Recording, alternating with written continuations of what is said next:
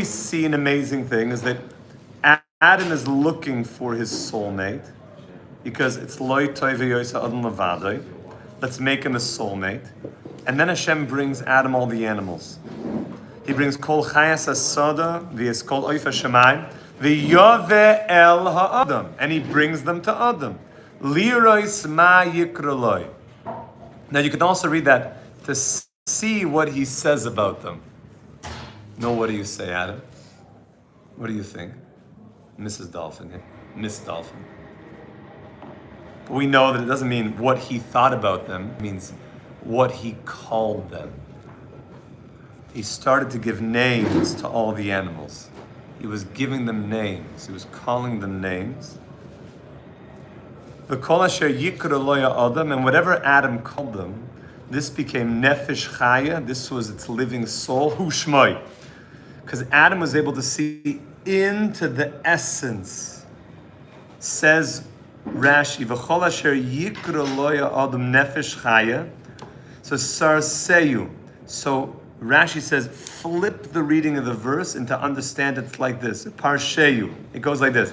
Kol nefesh chaya, all the living souls, asher yikra loya adam shein, that he called a name, hu shemoi la'olam. That will be its name forever. So Adam called the Aryeh an Aryeh. Adam called the dolphin a dolphin. Whatever the Hebrew languaging of the animal was, that would be its name forever. And Aryeh was given the name Aryeh from Adam Rishon, because he saw into the essence of that thing. He saw, this is Aryeh. Now, wait a second. I thought he's looking for his soulmate. I thought this whole thing is Adam's looking for his soulmate. So the answer is, this was part of it. Is that, when he was looking in to the essence of every animal, and he was able to bring out the Hebrew letters that would indicate the essence of that animal, like the coding of the animal, he saw that the essence of the dolphin is not my essence. The essence of the animal is not the human essence. I know it's becoming like a trendy thing, and people are getting married to animals and things and making bar mitzvahs. But just, you gotta know, like, it's, don't throw any tomatoes right now, but humans and animals are different.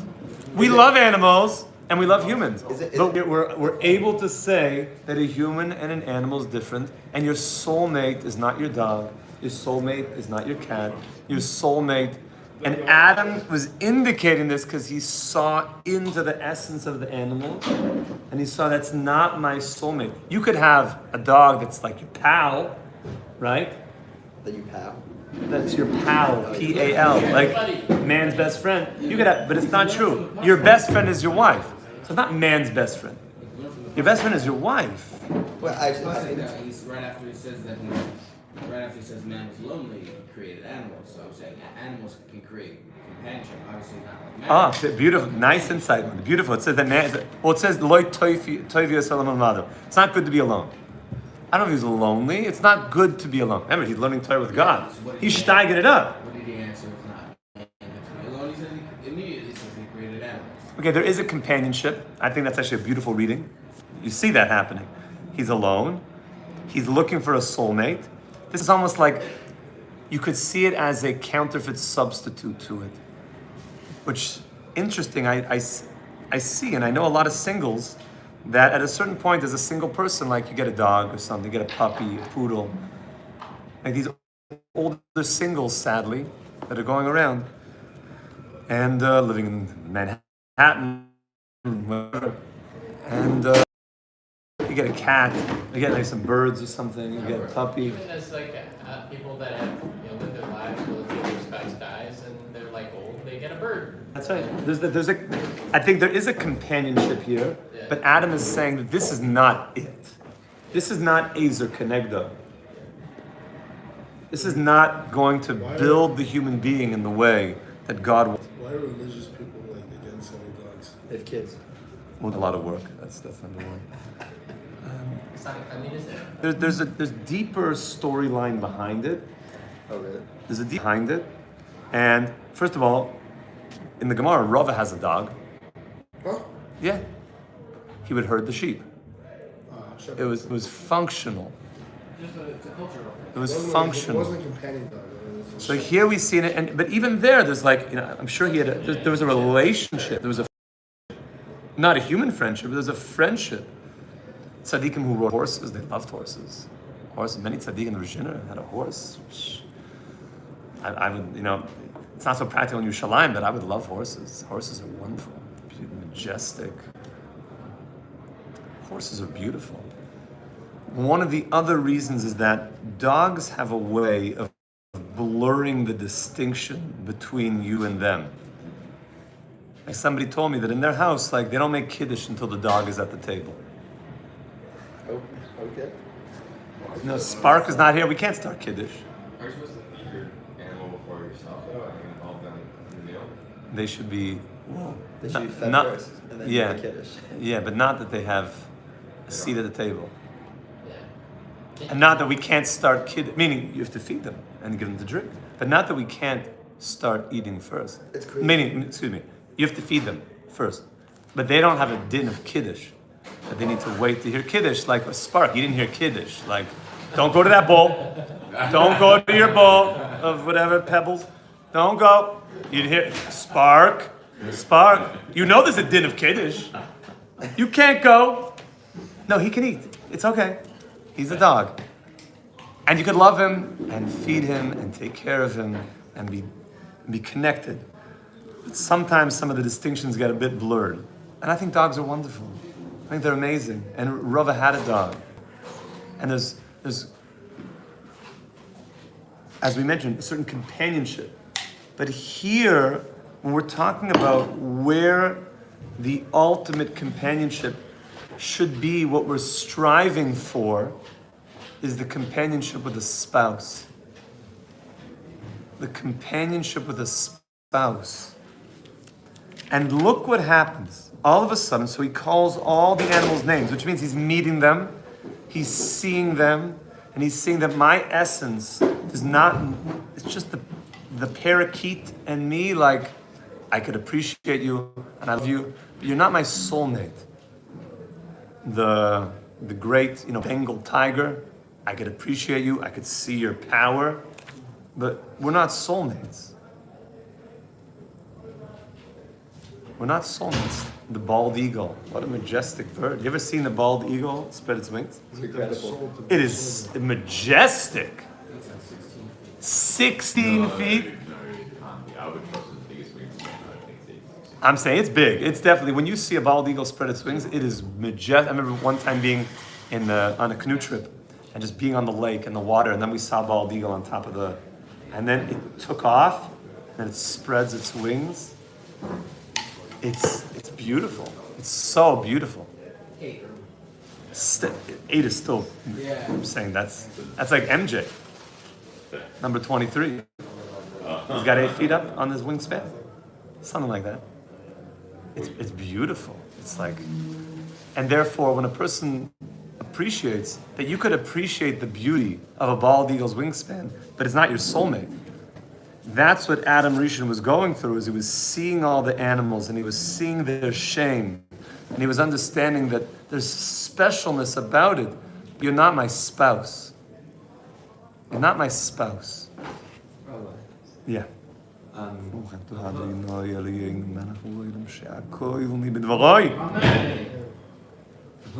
you can't get married to the wrong person, even if you don't really divorce that person, you're meant to be married for that amount of time, your soul is split. So the answer is yes and no. It's yes. What's the deal? It's yes if you did responsible decision making in order to get to the chuppah. Yeah. But if a person just goes down to Vegas and then just hitches up some situation over there, and he's like, well, Ziva Grishon, how could it go wrong?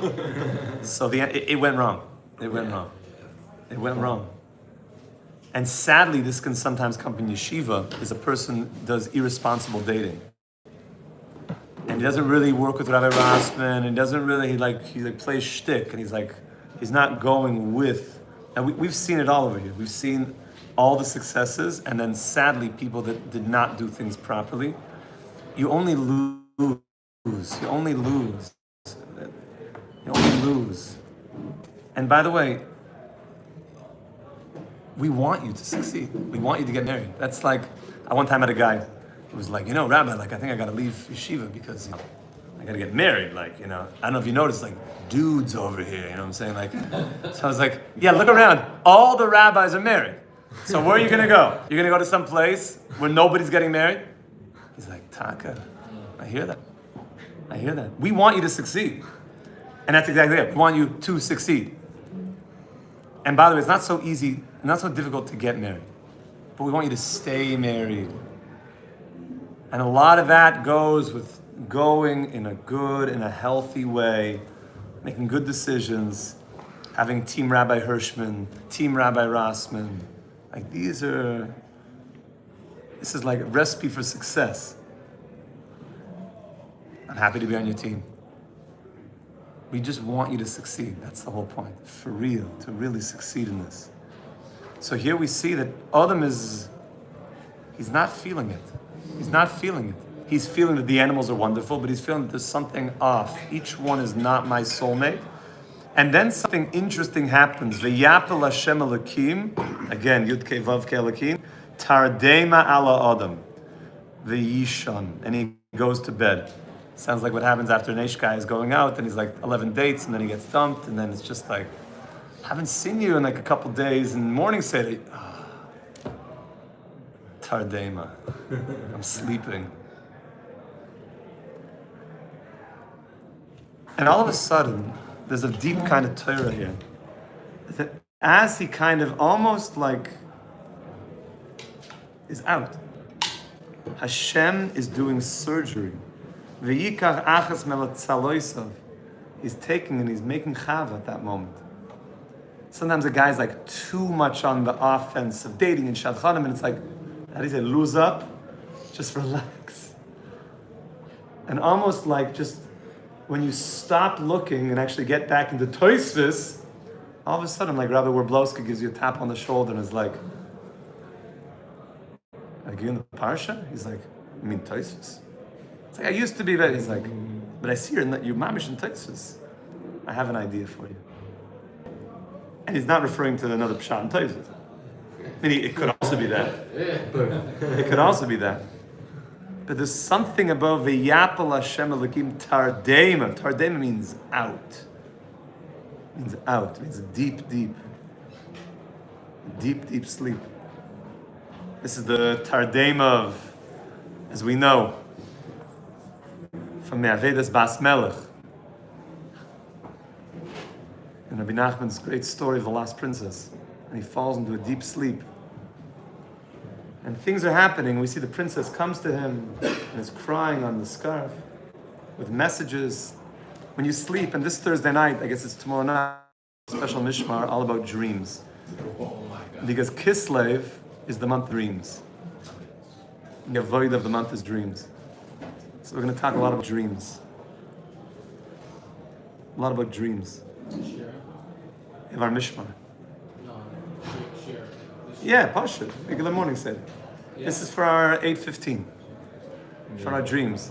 I have a big respect for all the Chevra here. If they're on the East Coast, and what time is it? 3 in the morning. So either you're dreaming and we're learning Torah in your dreams right now, or you're somehow awake and probably should be dreaming. But we're going to talk a lot about dreams. We're on a trip tomorrow. Oh, fine. Tomorrow morning there's no shir, excuse me. Tomorrow morning, but then tomorrow night there's Mishmar, regular Mishmar. Thank you. There's a trip tomorrow. Everyone's going biking, going to see the Holy Land, the Siyata D'Shmai.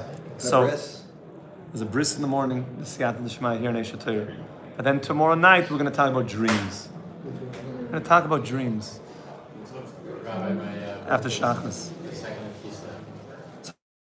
All of a sudden here, V'yikach achas metzaloisav, and God is taking a part of Adam, V'yiskor boser tachteya, and God closes up the place underneath. Look at Rashi. Ulo adam loy motza ezer, and God is telling us in the Torah that man did not find a helper. It's interesting. It says he did not find an ezer.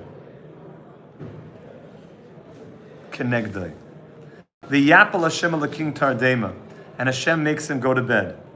So Rashi points it out, Hevian, when Hashem brought all the animals, Hevian lefanav kol min v'min zachav v'nekeva, v'amar lekulam yesh ben zug. It's interesting, when he brought them all to Adam, he brought them to Adam in pairs. And there was a feeling that Adam said, I see they all have their soulmate. Was it one male and one female? One male and one female. They all have their soulmate. And he's calling them names, and he's like, I'm not part of this. They're already, they have a, there's the dolphin girl and the dolphin boy, and like, they're good. And I don't need to that's like not my story. It is if you want to just go swimming with dolphins, and it's a nice thing to do, and be nice to them. But this is not your soulmate. So God makes a Tardema, and he takes, while he's sleeping, there's like this surgery happening on him, which also sometimes when you try too hard, it doesn't go. But when you kind of stop like trying to control things, Hashem is organizing things. I like to tell people, like when they're really trying and they're looking for their soulmate, and then he's just say, Hashem is designing your chuppah right now. Like, you don't always have to try so hard. You have to kind of just receive more. Oh, I heard people it's like a joke that people say that the one thing that Hashem is like not involved in is like shidduch, and like it's like because people get so like they forget that Hashem is involved in my life with everything apart like shidduch that's that up to me. But I got to take care of that one. Yeah. You do have to do a shtadlis, but you can't do uber shtadlis. You can't go and do too much of shtadlis. And then look what he does. Mitzaloisav. Where is this tzaloisav? Mistarav, from Adam's side. Chav is taken from his side. It's not a rib. It's a side. Of Hirsch has a beautiful point on this. Someone have the regular Chumash. Makes a beautiful point that if Adam and Eve come from the same side, I'll read you the language of Rav Hirsch. The side, he took the side and made it into a woman. Unlike man's, the woman's body was not taken from the earth. The woman and the man came from each other. God built one side of man into woman so that the single human being became two, thereby demonstrating demonstrating irrefutably the equality of man and woman. I'll say that again. God built one side of man into woman. So there was man, the human, and one side was woman. So that there's a single human being becoming two. There's one human becoming man and woman, thereby demonstrating irrefutably the equality of man and women. It's one person becoming two. But how can it be equality with such different morning rockets? Like they're literally made to Hashem's will. And we're Because we have more mitzvahs. but like they're Hashem's will. Like they're what Hashem wants to make. It's true. But Hashem wants the man to get to that place also. They're in a more perfected state. We have to perfect more. But each one has their strength and their weakness equal though. Equality. Men and women are equal. How would they not able to be able? There's different things that they do not need to do. It's not their mission. It's not their purpose. That's not. Came over to That's right. They don't, like for a minyan. Let's say for a minyan. It's not their mission. They don't need to daven like we need to daven. They don't have the same mission They don't get the opportunity. because they see the world in a different way. They see the world in a different way. Equal doesn't mean the same. Equal does not mean the same.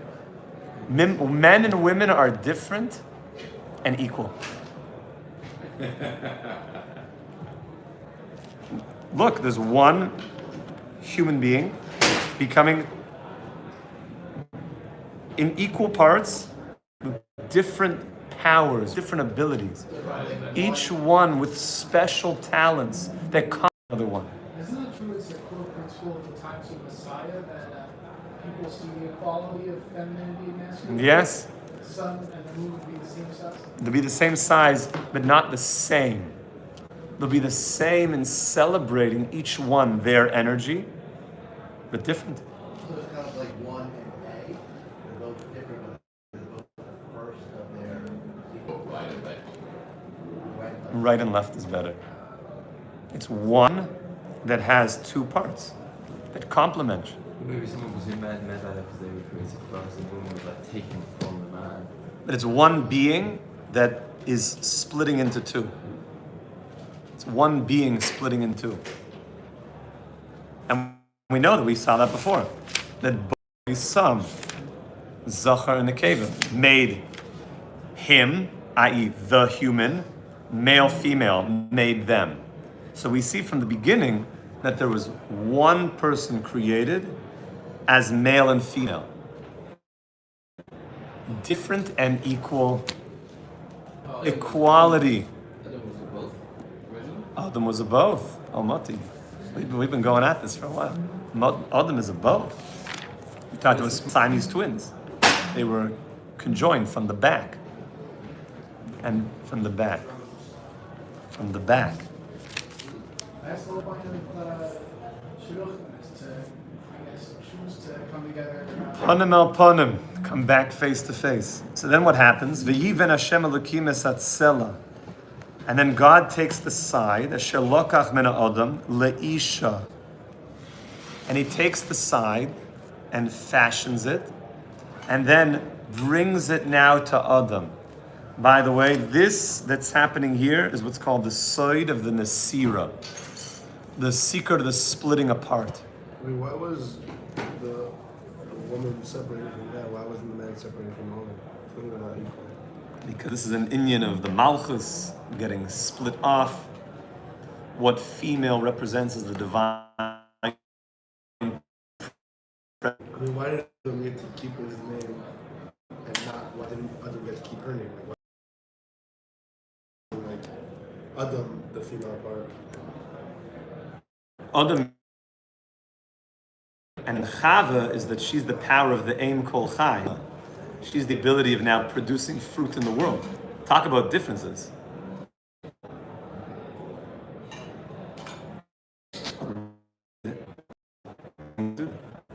My wife always says to me, she's like, I can't even believe like you don't experience, like it's so amazing. She's like, it's unbelievable, the experience of a human being growing in you. It's unbelievable. She's like, I'd never want to be a man. Like, that's amazing. Like, I can't even. She's like, I respect you that you're a man. And I'm like, I respect you that you're a woman. Different, equal. Ezer Kenegdo. Growing together, building together. Through the male and female coming together, complementing each other. And by the way, in the language of Kabbalah, when it says that Adam went to bed, it means that the higher midos, it's called Zer Anpin, falls asleep. And in order that the Malchus could get cut off, and really this is happening on Rosh Hashanah, and it completes by Yom Kippur, and then it really completes by Shmini Atzeres. That's when the Malchus by Yom Kippur is fully separated for Panim el Panim. And then the final Yichud is Shmini Atzeres. It's the final unification. That's why the whole journey of Yom Naraim is really getting to Shmini Atzeres. And that's when you daven for the rain. Okay, you do it. Is that why we have the chuppah and we have two simplest Torah and we do like... Yeah, mamish. There's the chuppah and then there's after the chuppah. That's the yichud. It's funny, right? Because as a man, I think like being pregnant, I was like, what? I don't want to be part of that. Then you see like everyone's met girls who just like the baby, what they call it? It's an amazing. Baby energy or whatever. It's I don't think they're enjoying the pregnancy, they're enjoying the fact that they're getting kids. Going up there. If you read some of like the holy women's books, But it seems we will want to still get the experience of another pregnancy. you read some of the holy women's books, and there's a few out there that my wife's always reading. And she talks about like not just having a kid. This is not like putting money into a Coke machine and like Baruch Hashem a Coke came out. That the process of going through pregnancy has a deep meaning behind it. And it's deep Torah of what that means. And doesn't mean it's easy. Doesn't mean it's easy. What's the opposite of the opposite of pleasure? So Noach Weinberg would always ask people, what's the opposite of pleasure? I ask friends around the world, what's the opposite of pleasure? What is the opposite of pleasure? Yeah, comfort. And then What's the opposite? Lack of? Not pain. No comfort? No pleasure? The opposite of pleasure is comfort. It's not pain. Because when you're pumping 300 pounds on the bench in the gym, let's go. 3 plates on there. Let's go. It's a lot of pain. But it's very good. A lot of gain. All pain, all gain. Oh. So it's not pain. Pain is, Resnick has a wonderful sefer called Pain is a Reality, Suffering is a Choice. The title is so good. Pain is a reality, suffering is a choice. Reminds me of like when Moshe Feinstein had his hand stuck in a cap after someone accidentally slammed the door on it. And to spare him from embarrassment, he decided to not react as if he were in pain. He was just choosing to. There was pain, I'm sure, but it's just, I don't have to saying the other one. That's right. Is that a person can move to higher levels of reality. We're also, certain things that you may think are pain, if you're converting it into purpose, which is also in a pregnancy, a woman will say, who's really like going through it, I'm converting this into meaning. There's meaning here. I'm just like you're growing gains, I'm growing a human being inside of me. What about learning Torah? Morning Seder. Especially when you get to like, you don't chap the Gemara, and then you're like, yeah, let's Candy Crush, it's like, let's go to Candy Crush mode. Because, it's like a bit easier than just like, it's painful. It's like my brain hurts, it's hard. But the gain, that's where the gain happens. That's the big gains. Let's just see 2 more minutes. Now look at this. V'yomer ha'adam zoi sapam etzem ma'atzomai u'bosar mibisari. It says this time zoi sapam. This time, Rashi also points out, why is he saying this time? It looked like he had been all the dolphins and all the bumblebees and all the bald eagles. That was not. But this time, and it's important, I found someone of my essence. Do we love animals? Wonderful. We love. They're great. And of course you have to respect. And there's prohibitions about being cruel to animals. But they're not your essence.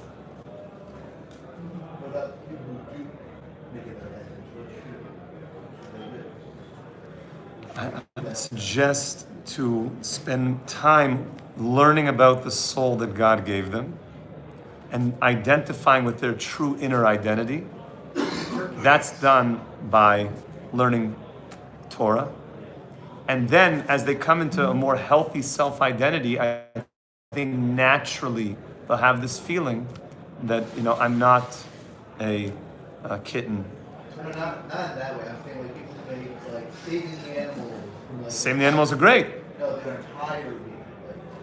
Like if they weren't saving the animals, then Just make sure you save human beings.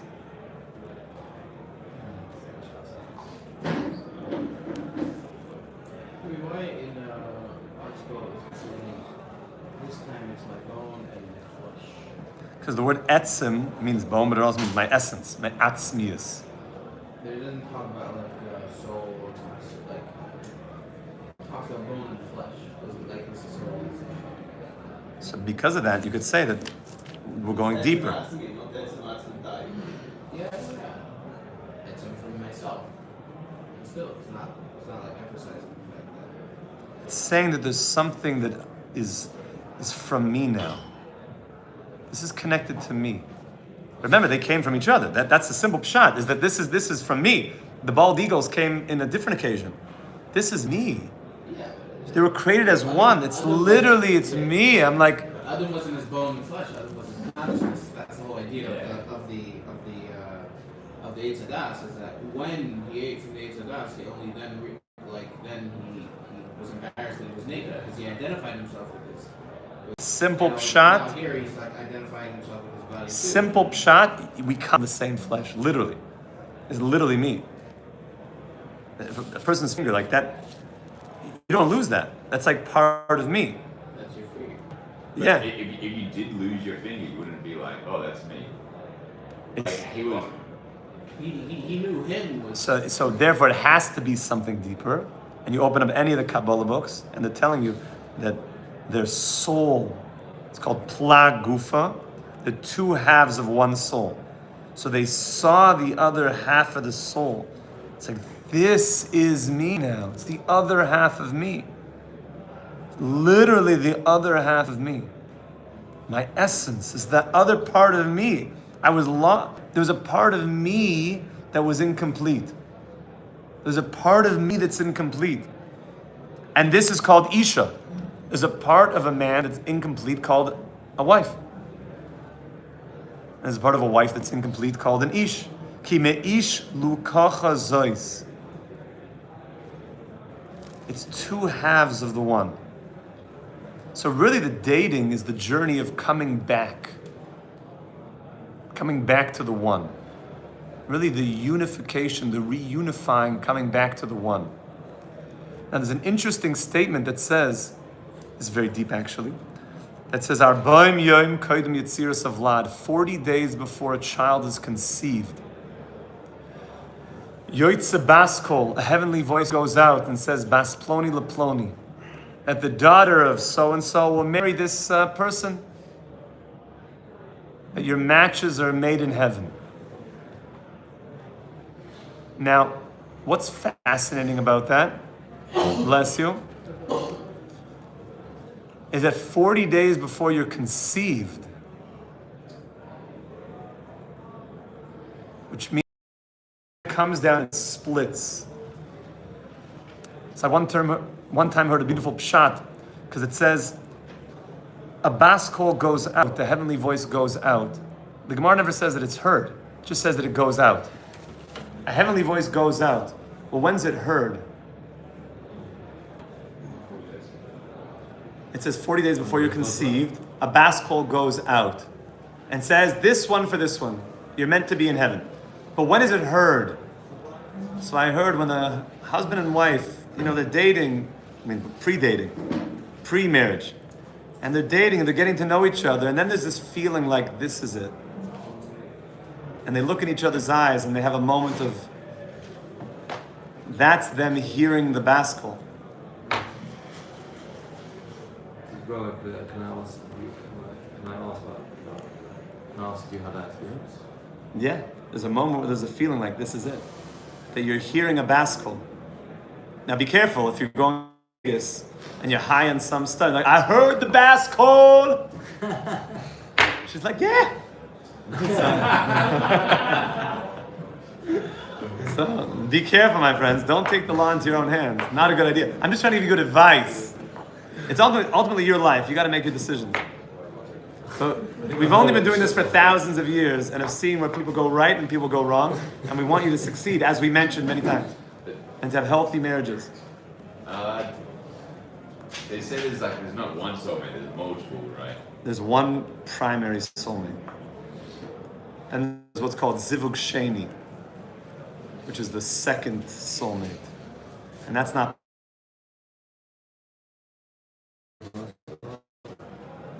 Sometimes a person, we had a story where there was a guy and just nothing was going. And then eventually, I started looking deeper into it. I was like, why isn't it going for this guy? He's a fine person.